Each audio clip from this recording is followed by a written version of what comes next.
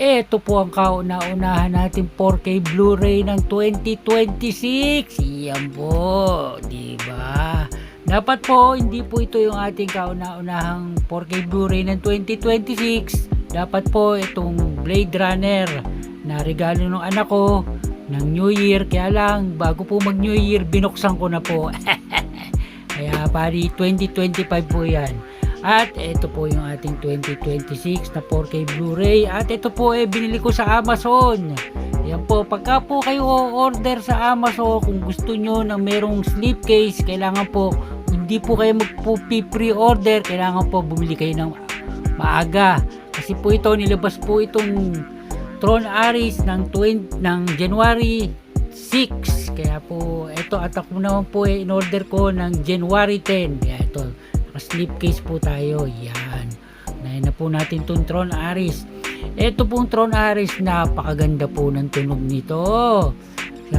Kung napanood nyo po yung review ni Shane Lee, yun po si Shane Lee kasi mahilig din po yan sa magagandang tunog ng 4K Blu-ray.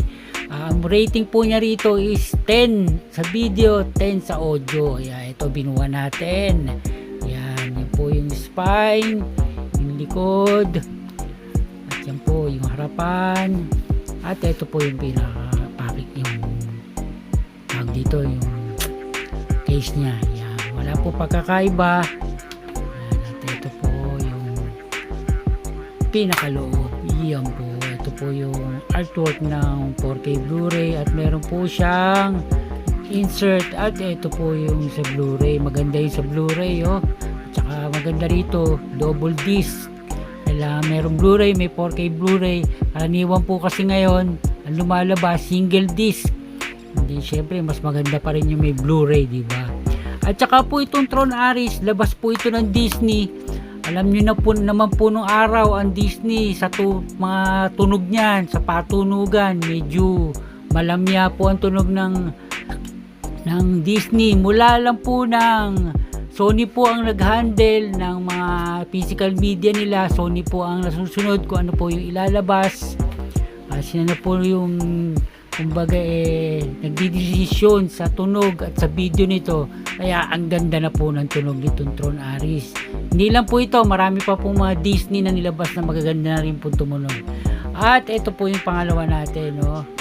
Hans Zimmer Live in Prague. Ito po, meron na po ako nito na Blu-ray. Yan po. At Dolby Atmos din po ito.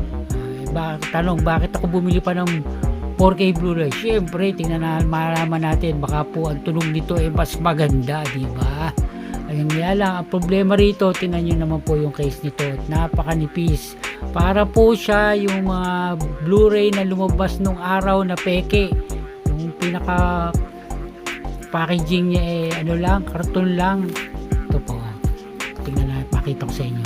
Yan po, ganyan lang po siya, ganyan lang po siya kasimple.